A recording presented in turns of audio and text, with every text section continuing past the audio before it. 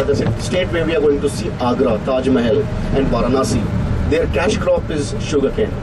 We have lots of sugarcane and we get molasses out of it. Molasses is very favored by these Indians a lot during this time, winter period. It keeps them warm.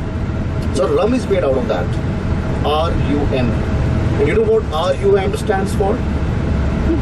It's an abbreviation in my language. Okay. It's not rum, it's not that alcoholic drink. RUM stands for regular use medicine.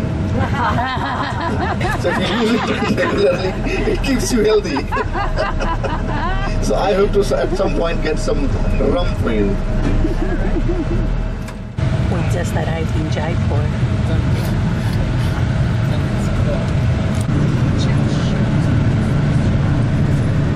Welcome to the big city. I hope I got that. It was a sound.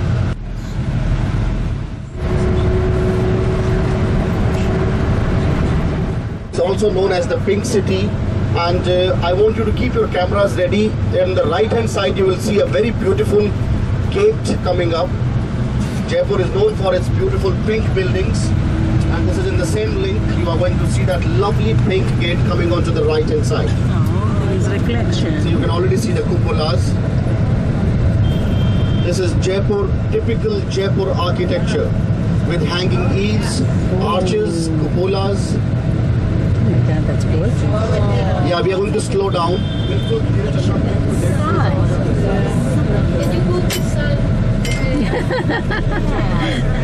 We are requesting that you move the sun. Done where the sun is, but it is. You can just see it right now. But at some point, when we drive from this area, maybe we can slow down and you can take some pictures. Yes. You can right now keep it in your mind. Just look at the beautiful structure. It is. It's just Jaipur's one of the facades. There's nothing to do with this. No living, no getting in, but a decoration. Look at the beautiful entrance gate on the right. Is it? I think now I've shifted the sun onto the left hand side. You can take the pictures. What does Patrika mean? One of the latest addition to the town is coming up, maybe on the right hand side. And this is called the World Trade Park, WTP. 700,000 square feet of glass work has been done on the facade of that structure, and that has been included in top 29 structures of India. So this is the new Jaipur, the modern Jaipur. Yeah, it has offices, it has multiplex, like Bollywood movie screens, restaurants. Oh, can we go and see a movie? Shopping like Chanel, Gucci, those kind of things. Nothing traditional.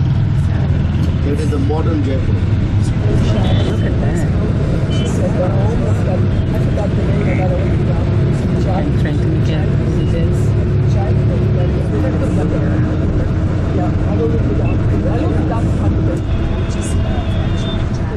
To visit an astronomical observatory which dates back to 1718. Maharaja of Jaipur, he was too keen on astronomy and astrology, and he built that back in 1718.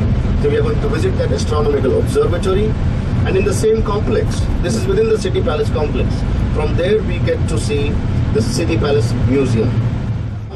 Have you heard about the Silk Route? Silk Route. Yeah. So the first capital of the rulers of Jaipur, their first capital was Amber, A-M-B-E-R, Amber Fort. So Amber was their first capital, and they shifted their capital from Amber to Jaipur in 1727. And he introduced like 36 different industries of different forms of arts and crafts. And this city was like a global famous.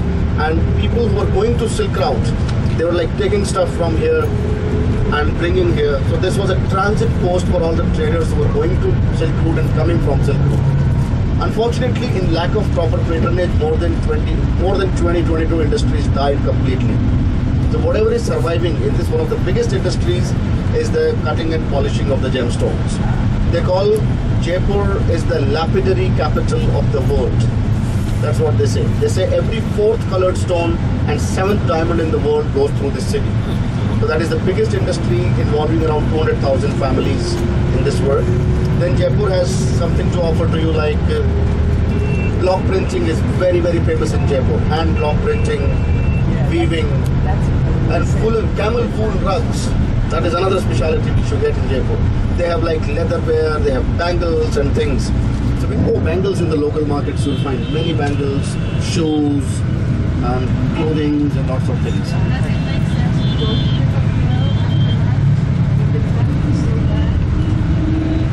I think we should go to Hotel 1. Yes.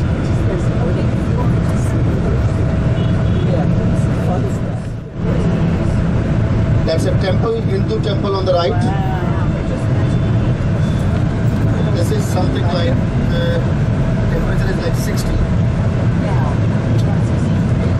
Oh, too bad the sun It's not windy like India.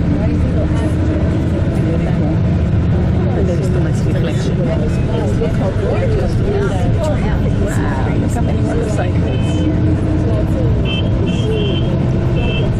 And what's up there? See, there is a fort on the top. On the right side, you can see fort, which did belong to one of the queens of Jaipur.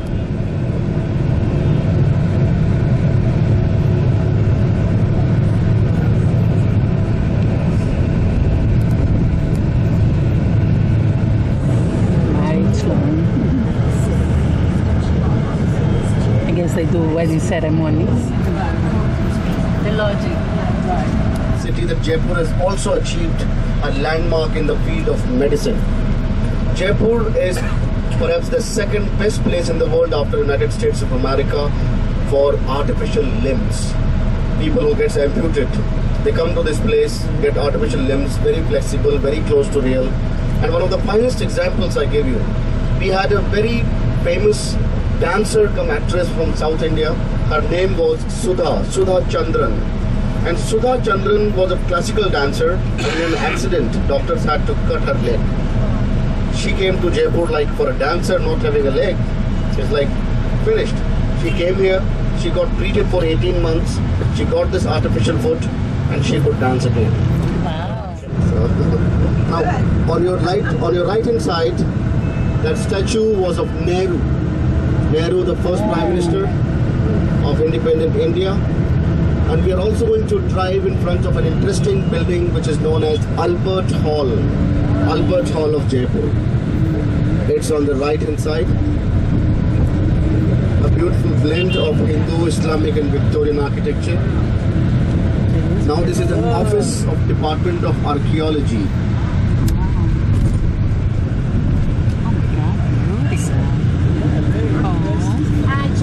Too bad there is a reflection. It appears that Jaipur is a more prosperous city than Delhi. Very well noticed, Risa, and I tell you, Jaipur is among the top 10 fastest growing and prosperous cities in Asia. In Asia, not in India, in Asia. Look at this statue here, look at the statue on the right. He was the last ruling Maharaja, last real ruling Maharaja before the monarchy came to an end. That was the king. His name is Man Singh II. And Man Singh II, he had 3 wives, and his 3rd wife was so beautiful. Her name was Gayatri Devi, and she was listed along with Vivian Lee among top 7 most beautiful women in the world. So at some point I'm going to show you her picture. Gorgeous lady.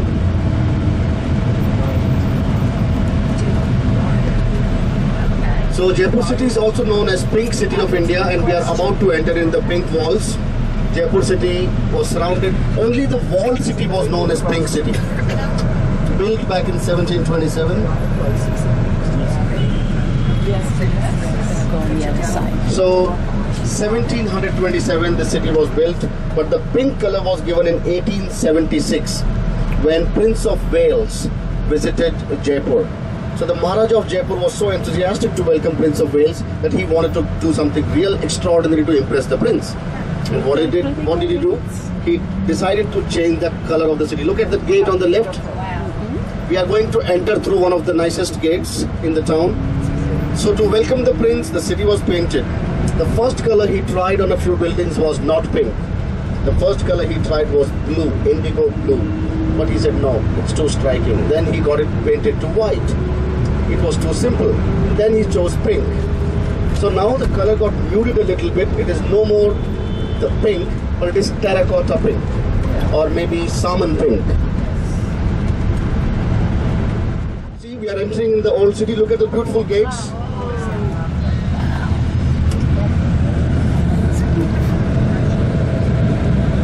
Yeah, so we'll have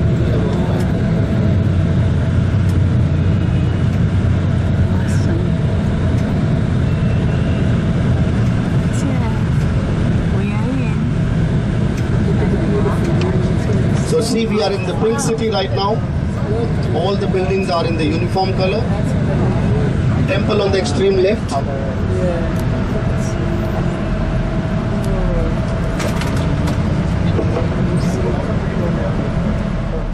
That means a rich man's house or a businessman's house. It is coming now, 11 o'clock. Look at this lovely, beautifully painted. These paints are from 1750. Original paints from 1750. See, the man got the entire facade of his house painted so beautifully. Amazing, huh? So this was for the people sitting on the left. Now those who are sitting on the right hand side, there is something coming for you also. 1 o'clock.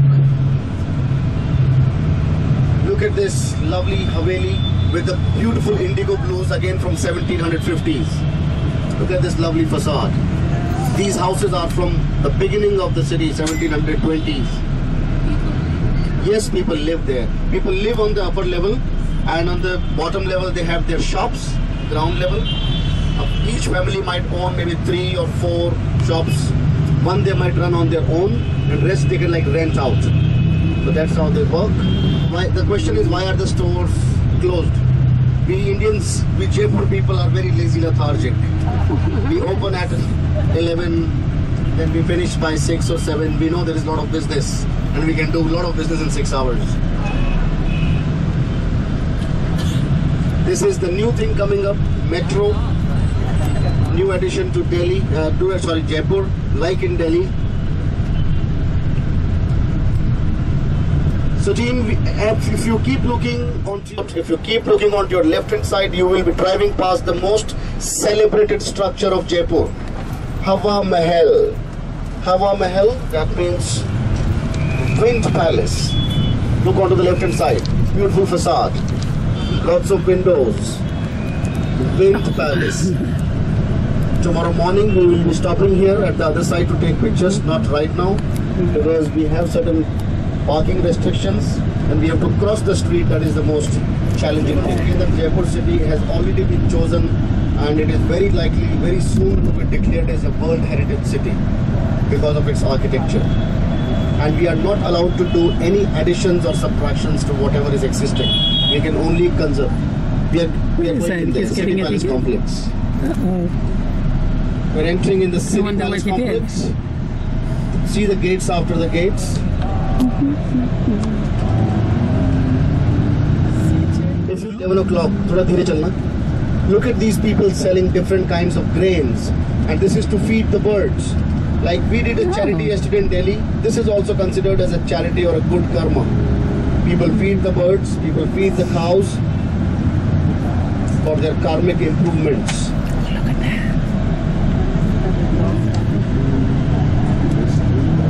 So the learning of the day, feeding birds is very holy. Feeding birds, and as I mentioned, cows are also being fed. This is the area where they feed the cows. You can see the green stuff, the green thing which they have collected. That's where they feed the cows in the morning. Oh, yeah.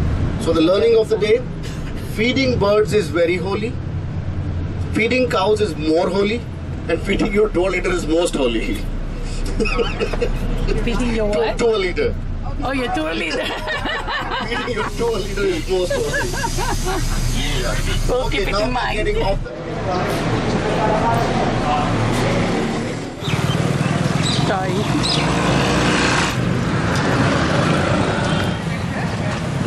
Getting a ticket.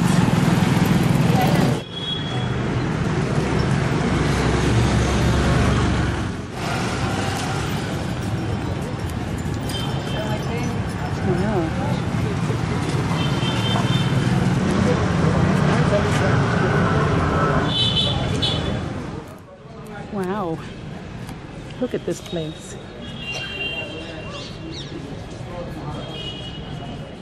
So please come on to in front of me so that I'll be able to into Jaipur. Maharaja Jai Singh. He was the founder of Jaipur. See, Jaipur, the name tells the name of the king.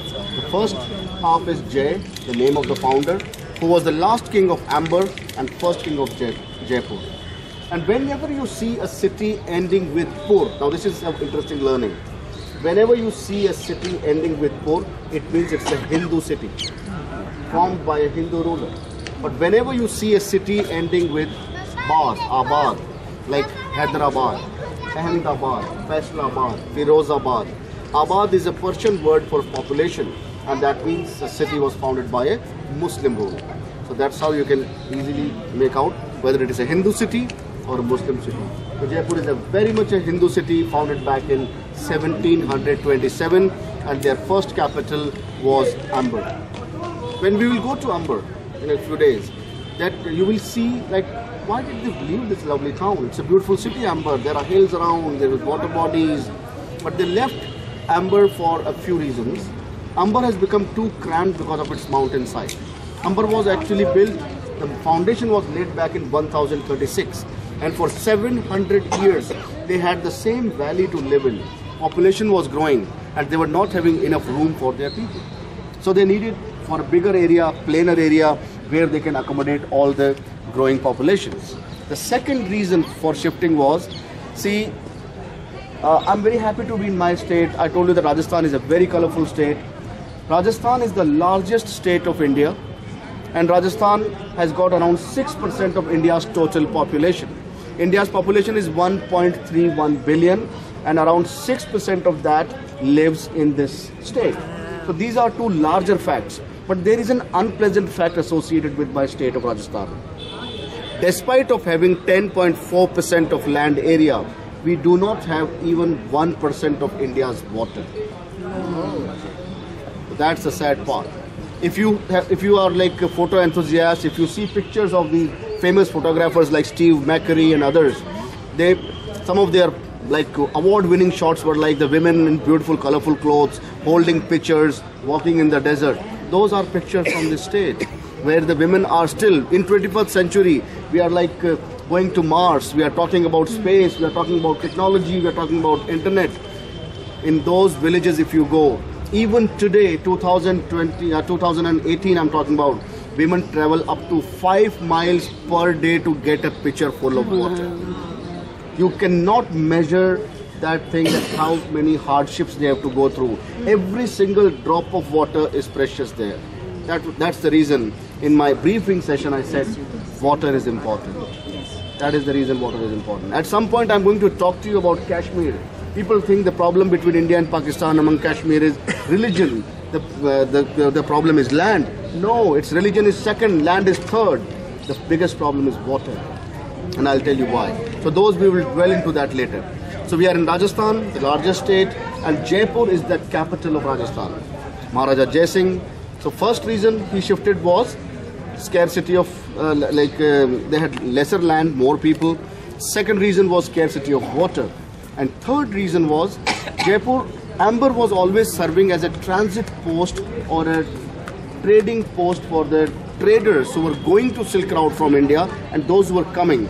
So this is the place where the Maharajas were getting the third source of revenue as the trading taxes.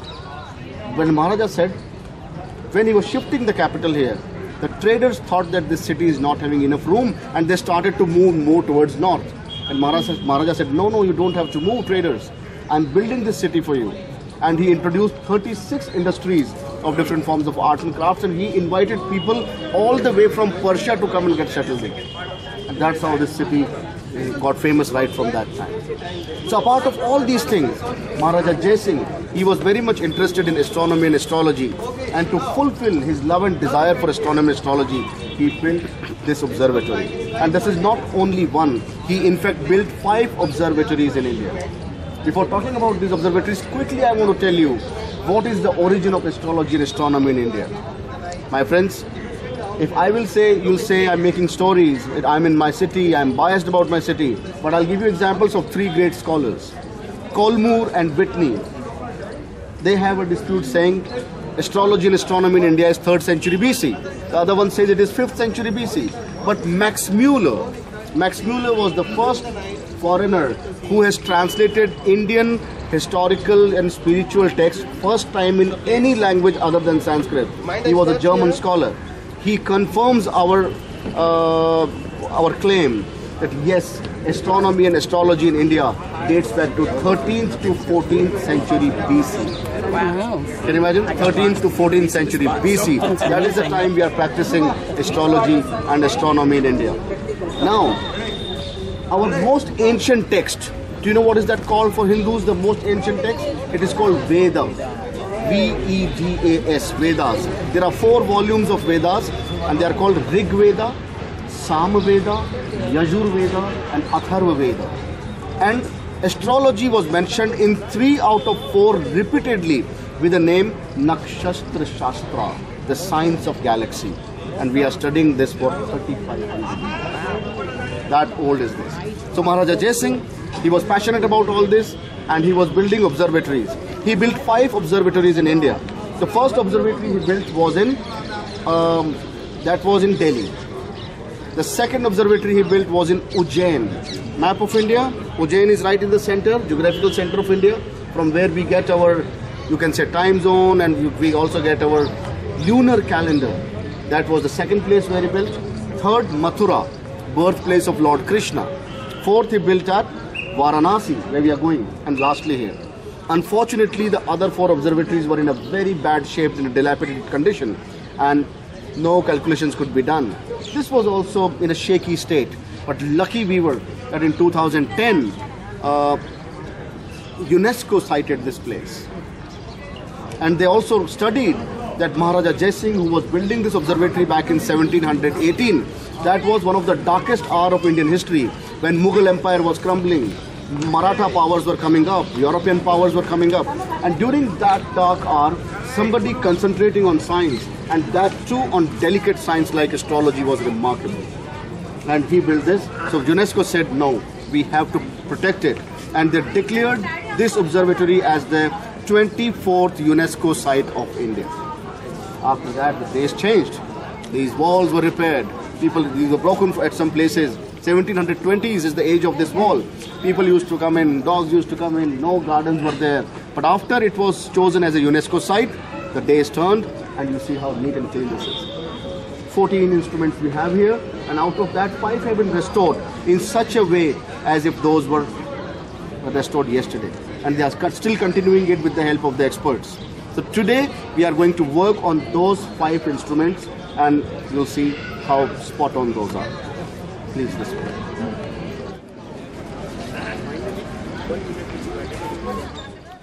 Can everybody hear me? Look at this instrument right behind me. This is the first instrument in function, and the name of the instrument is Laghu Samrat Yantra. I hope you got it. I will teach you Hindi. Laghu Samrat Yantra. That means sundial. It is a sundial, and with the help of this dial, we are going to calculate time. Now, when we are going to calculate time here at the first go, it is not going to get matched with our watches. Reason being, Indian standard time we get from the geographical center of India, and we are not in the center of India right now. We are in the extreme west of India. So there is a time difference, and because of that distance, see, we are here. In center India is here. Because of this distance, there is a difference of time. And the difference of time has been noted down on one of the boards lying there. And if we add that difference of time in the local time calculated, we would get India time also. How does it work? I'll tell you now. So look at this observatory, look at this instrument. Right in the center, you can see there is an inclined gnomon, the inclined wall. This is inclined at 27 degrees because that is Jaipur's location on the globe. Jaipur city is situated at 27 degrees latitude north. That's why it is 27 degrees. And both the sides of this, you see there are 2 quadrants in marble. So when sunrise in the east, shadow of this gnomon falls on the left quadrant. So from 6 in the morning till 12 noon, you'll be getting time on this side. When sun starts to set in the west, shadow creeps up on that one. So 12 noon to 6 in the evening, we'll be getting time over there. And how does it work? I'm going to show you live now. mentioned here, 36 minutes. That is the difference of time between Jaipur time and Indian Standard Time. How would we do the calculations here? Look at this quadrant here.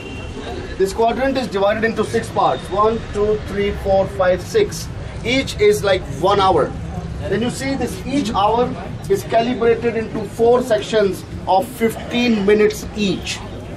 Can you see? If you want to come forward here, the short ones in front, the tall ones at the back, please. So each hour is like, stand this side, please. Stand this side so that everybody can see. So each hour is calibrated into 4 parts of 15 minutes, and 15 minutes are further calibrated into 3 sections of 5 minutes.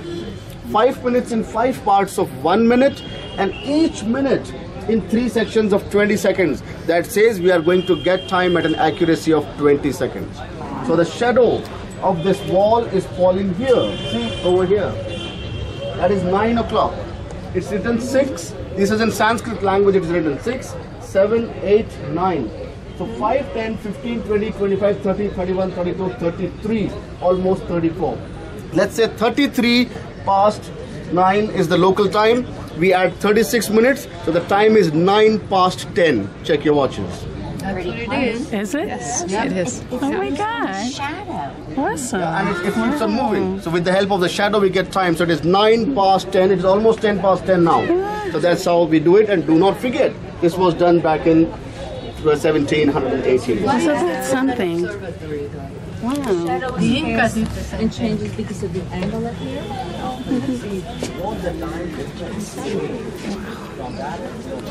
Amazing, huh? This is perhaps the simplest of all the instruments that we have in this observatory, and with the help of this we can locate. The name of this instrument is Dhruv Darshak Pattika. Dhruv is a Hindi name of pole star. Dhruv is a Hindi name of North Star, and with the help of this we can locate North Star in the sky. Very easy to operate.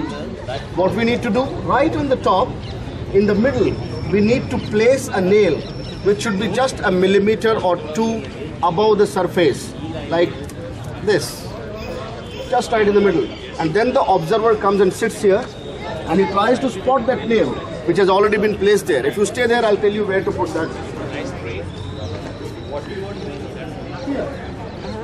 Here they put the nail. And the observer comes and sits here and he tries to spot that nail. And on top of that nail in the sky, the star shining is pole star. And as pole star or North Star never moves from its position, you can spot it every evening. So that's why it is called the pole star instrument. And with the help of this particular instrument, they get to know the northern direction. So they also call it the compass for this observatory. So see, stars came in function. So if it was nighttime, we would be able to see the Yeah, star? unfortunately it's not open at night time. But if we come at night time, we'll be able to see the star. Wow. This is where you put the nail. In function out of the 5, 6 which has been repaired.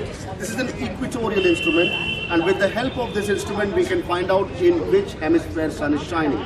See, today we all are educated, we know at what time of the year sun is in which hemisphere, northern or southern.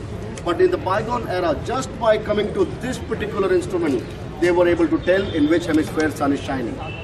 This is, first of all, we need to know that it is perpendicular to that one. All the instruments are at the same angle, 27 degrees, which is the location of Jaipur on the globe. Now this, both the sides, it has got 2 discs, 2 dials. This is the northern dial A. And you see there is no sunlight at all. If you keep on standing here since morning till evening, if you stand there, like here, and if you try to see the sun, if you try to spot the sun, you won't be able to do it because sun is not in this angle. So that confirms that sun is certainly not shining in the northern hemisphere. So let's get to the other side if there is any sunlight on the southern part.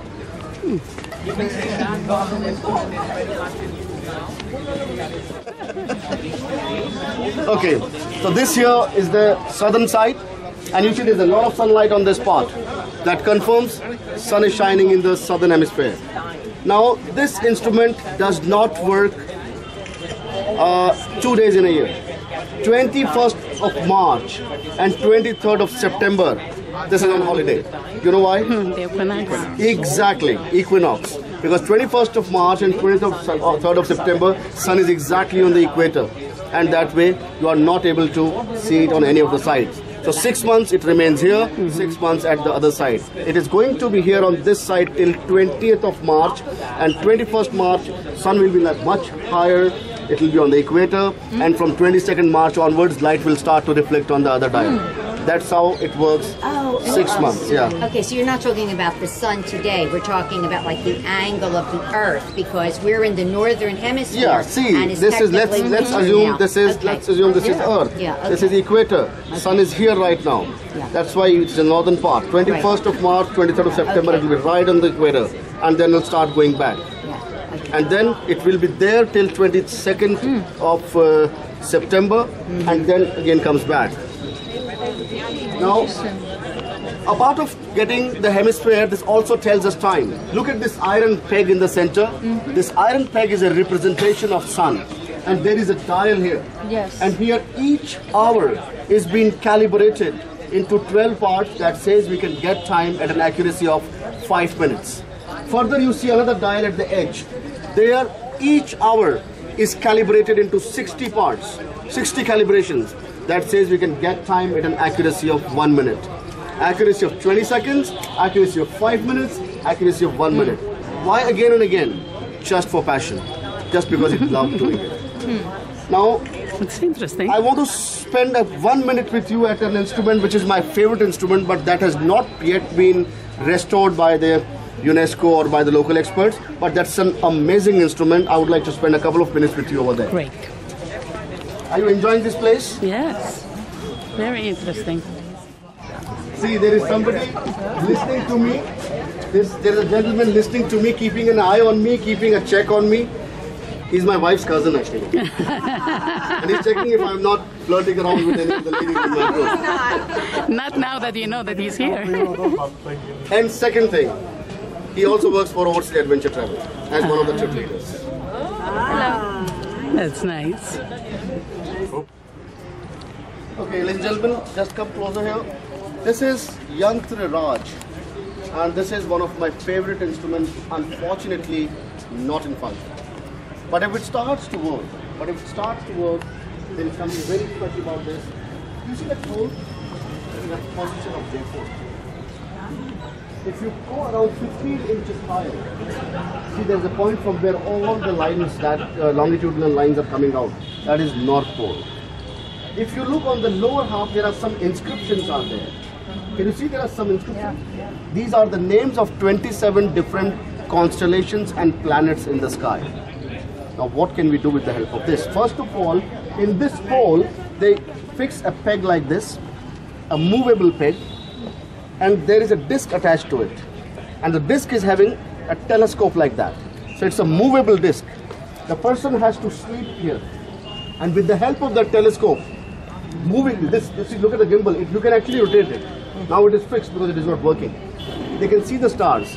And if it's a clear night, with the help of this, just this instrument, 27 different constellations and planets could be spotted in the sky. Wow. 27 different stars and constellations and planets could be spotted in the sky just with the help of this. I hope to see it working. I'm really like, I've been reading about this, so I see one day they should. But then one day I went to one of the superintendent. I said, you are restoring all those. Why don't you restore this? He said, why are you asking that? I said, this should work. This is a very good one. He said, this is the most complicated one. Yeah. But I wish it should function So one that's day. the last time it was repaired, 1901? 1901, and now it is happening. After it has been declared as a UNESCO site in 2010, they have started to restore it. Okay? That's good. What's the difference between these two? Oh, that is just for the calculations. That is like a blackboard. Okay. That's like a blackboard. This is the instrument that is, when you do the calculations, you can do the declination angle of the stars and suns and all. You can register the calculations there. Go. Look at this thing. Wow. I don't see the names. Oh my goodness. This is complicated. That means, this is the name of the instrument. That means the instrument that throws light on Jay's work. This was the favorite instrument of the Maharaja who built this observatory, and he gave his own name to this observatory. He gave his name to this observatory. So what do we do with the help of this? Originally it was built on a platform over there, this part, the other side. You see a platform with a hole? That's big. But there they made it like a bowl, and it turned out to be 3 limbs. Because there they cannot go very close to the marking. If you are not standing next to the markings, you cannot be very precise with your calculation. If you want to be precise, you have to be very close to the marking. Second, in monsoon, it used to stuck and water. So they rectified it here. Now look at my hand. It was originally just like a bowl like this. Like a bowl. And then here they separated this in 2 parts. Here and that this. So whatever gaps and cavities you see here are available in the form of slabs over there, are filled up in the form of slabs over there, and the gaps and cavities there are filled up in the form of slabs. If you fix it, it will be like the ball again, and it will like one. There are 2 cases, and people can get inside. They can stand next to the markings, and they can do very, very precise calculations. So what can we do with the help of this? With the help of this, we can get time. With the help of this, we can get hemisphere, in which hemisphere sun is shining. And the most importantly, we can tell the zodiac sign of the day. Wow. We can get the zodiac sign of the day. Let me tell you how it works. Now carefully look at that point where the wire is starting. That is east, west, north and south, north up there and south here. This is actually an inverted sphere, an upside down of Earth. And the 4 points are having this metallic string connected to a round plate in the center. And that metallic plate in the center is nothing but representation of sun. And we are going to work with the shadow of that. Can you already see the shadow of that plate over there? This shadow is in a gap here. It takes an hour for this shadow to go through each slab and each gap. Okay? So now one more thing you have to very carefully see. Look at this line. Look at this line. This one. He's making with his It hand. starts at that point, finishes here. This is equator. This middle line, the thick line, is the equator. big, the thick line. Equator. And then look at this line. This one. This one. Yeah. This is local meridian of Jaipur. This is local meridian of Jaipur, and that was equator. Oh, wow. So if that shadow is on this line here, it will be 12 noon. Because if the sun is right on top, on the local meridian, that's 12 noon. This is 11 here. This is 12. This is 11. This is 1 o'clock. So I'll tell you the time now. 1, 12, 11, and this is 10. And right now the shadow is here. Can you see that? I assume this is like almost, maybe I'm guessing it. It has covered more than 3/4. Actually it is here. I'm assuming it maybe 9:50 or something like that. And you add 36 minutes in that. So it is around 2:26, 2:27. Sorry, 10:27. Just check your watches. Without looking at my watch, I've just give you a random, because if I'm close there, I can be very precise with my calculation. And now I'm telling you about the zodiac sign of the day. This is the house in which it is traveling right now. This is the house in which it is traveling, and this is the name written. The name says Makar, and Makar is Aquarius. Capricorn. No. Capricorn. Oh, yeah, Capricorn. It's Capricorn. It is Capricorn here. So right now, Has a birthday in Capricorn. what's your birthday? Capricorn. Fourth? February 13th, Yeah? which is what? Okay. So this is like, I'm a Capricorn, 13th. so anybody born in any part of the world, his or her zodiac would be Capricorn. In a few days, My son this shadow is going to enter in this house. 20. Yeah, This house. It's not And it will enter into Aquarius. Aquarius. That's After my son. Aquarius, This is the Spices. age of And that's how it changes. And then 21st of March, sun will be exactly on the equator and the shadow will be here. And it starts to go down. So that's how we can get time, hemisphere and the zodiac sign of the day. But the calculation is still incomplete. After finding out the zodiac sign here, what do we do with that? If the baby is born, his zodiac is this. We get to go to create horoscopes. And for the horoscopes, there are more instruments back there. That was interesting. So this is the one half, and this is the other half. And they fit together. If you put them together, all the spaces that are missing here are on the other one. Astrologers would come to this site and they would be doing the calculations on this. They will be reading the celestial latitudes and celestial longitudes of different heavenly bodies, different stars, different position of the stars, and they will create the horoscope. You see, the size of all these instruments is not similar. It's uneven because it is according to the sun's declination, that how higher the sun is during certain month, how lower the sun is during. So all these are, but these are all facing towards the ecliptic center. All are facing towards the ecliptic center, but these are of different size as per the sun's position in the sky. So only this is working, rest are sleeping. I'm going to you can consider normal point. Now, I'm going to show you two more instruments, then I'll give you some free time so that you can come back to these instruments and you can get your, and then you are allowed to go. So how are Each they? one, they have the sign, the animal that is associated with it.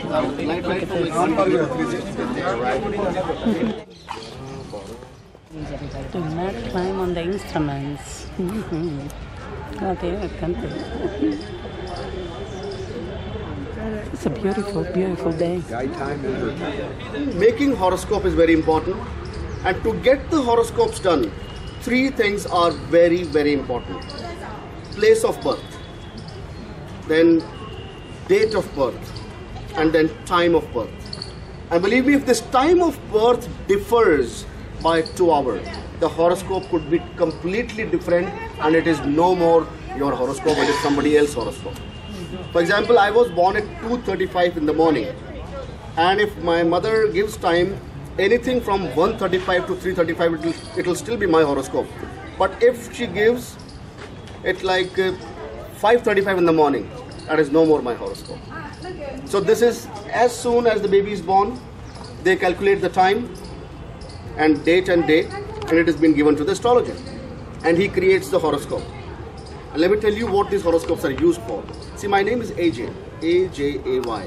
But this was not my parents' choice. Like, they never had this in their mind, back of their mind, that when we have a boy, maybe this is the name we are going to give. When my horoscope got created, according to the position of the stars and planets, A was the suitable letter suggested by the astrologers, that give your kid name with this letter and it will help him in different walks of life. So that's how they wait. So what's the letter? So what's the letter? People wait, parents wait for that. So that letter has been given and then the name is chosen. I've got two boys. They both completed 14 and 9 in the month of November. Both are Scorpions. I have to be really looking for myself in my old age. Scorpion sting. So they completed like 14 and 9 and their letters were given D and K. We were waiting for the letters. And then I gave them the name, Devajit and Kratiman. So it is always the horoscope which suggests you that particular letter and you choose the name for their kids. Number one. Number two, hair christening ceremony. We Hindus, in our Hindu culture, we never get our head completely shaved off. For example, if a friend of mine comes with his head completely shaved off, you know what my reaction would be? I'll say, what happened? I'll be asking, what happened? Everything's okay. And because we do it only during the demise of father or mother. When the parents passes away, that time we get the head completely shaved off. Or we do it at the beginning of our life for the good growth of hair, they give a first shave. And that day is also given by the horoscope. And that day comes only in the odd years of our life. odd years of our life till the age of 11. Sometimes this date is not there till we are like 11 years of age. Mine was done when I was 3. My brother's was in year 5th. My both sons in year 3. And I know one of my cousin, his day was in like 11th year. And he had long hair like girls. So that hair christening we always, but the most important, yes. Boys. But the most important was marriages. You see, arranged marriages. We are going to talk on arranged marriages at some point when we are on a long drive. Arranged marriages cannot happen without horoscope. When somebody is born, each individual has got his or her own 36 characteristics in his or her horoscope. So when they decide for an arranged marriage, the first thing is matching the 2 horoscopes. The tallying the 2 horoscopes. And if the tally is less than 18 out of 36, forget it. No chances for the wedding. They say this wedding will break. So we always try to have it more than 18. And let me tell you, in India, maybe 80% of weddings in the cities, or more than 80%, and 99% weddings in the villages are arranged. So the overall percentage of arranged marriages is in like 91, 92, and we do not have 1% of divorce here. Yeah. So I think it works. Yeah. Working. Like in my case, I had 28 matched out of 36, which was a very high match. But then I've made a law for myself. It is like 80% matched. So I let her speak 80% time and I keep quiet 20% time. And it works. I have a question. Is the belief in astrology part of the Hindu religion or Yes. is it cultural? Hindu religion. Okay. It's part of Hindu religion. But now it is changing. If you don't believe, you don't believe. But we do have our share of beliefs and we are believing a lot in this. So before we go to the next, this last instrument, the huge one, then you'll be given some free time. But let me tell you, we are talking about like arranged marriages and no divorce. I think there is a universal law for husband-wife relationship. Husband-wife relationship is always psychological, where husband is always a psycho and wife logical. And it works like that way. Let's go. That was a good one. He's a smart guy. Husband stays a psycho. Gentlemen, now we are standing in front of world's largest stone sundial that has been recorded in the Guinness Book of World Records for its size. This is the largest sundial in the world, stone sundial, recorded in the Guinness Book of World Records. Jaipur has 4 things in Guinness Book of World Records. Number 1 is this instrument, largest sundial. Number 2, largest single piece silver urn, silver pot, which I'm going to show you in the museum. Third, a hand knotted rug with the highest number of knots in 1 square inch. And fourth, the most fat wedding. Maharaja Man Singh's sister's wedding was the most expensive wedding in the world till date. So these are the 4 things Jaipur is famous. So look at this instrument. Well, this is nothing special but the bigger version of the first instrument that we worked on. And this is 10 times bigger than the first one and 10 times more accurate than the first one. There you get time at an accuracy of 20 seconds.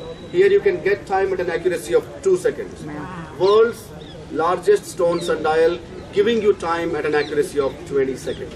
Look at this, 27 degrees, both sides 2 quadrants, shadow is falling over there. Again we have to add the difference and we get the time. And in the evening shadow would be there. In this instrument, if you stand here and if you keep on looking at the shadow, you can actually see that shadow moving. So with this, I will conclude my talks because these were the 6 instruments which were in function. Rest, I hope if you come back to Jaipur in a couple of days, I'll be able to show you more here. Now I'm giving you 10 minutes of free time. This was one of the most interesting places I've been to. I love this.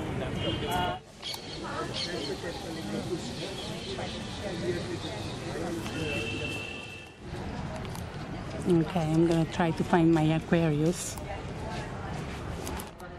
This is Gemini.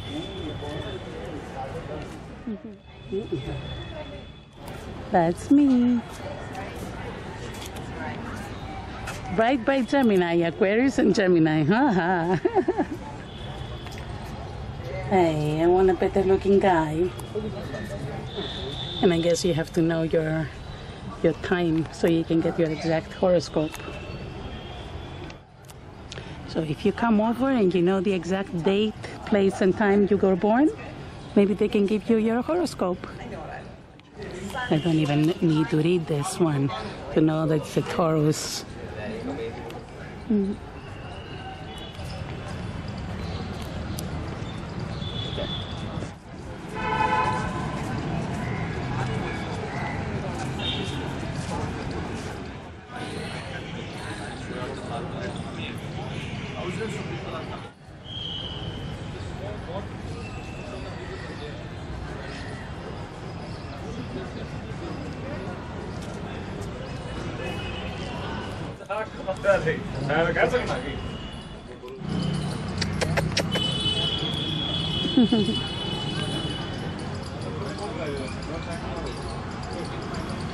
me see. How close can I get? No, you're not gonna go in there. Are you?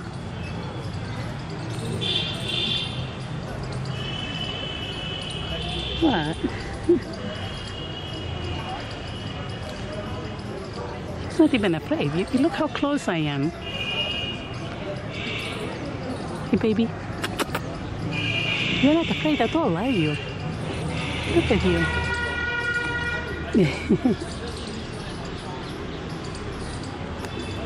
Look at that nose.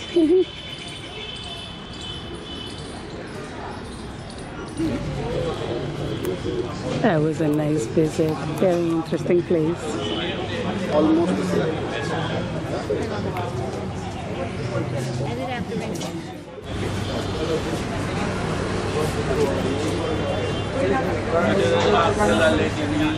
He's counting us.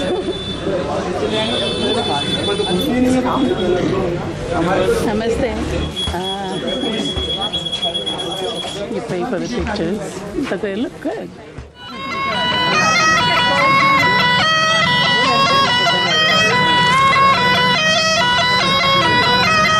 Khabir, sit down. Photo is not a problem, not poison. Khabir, sit down with me here. No. Is he gone? Where is he? He left? Hello.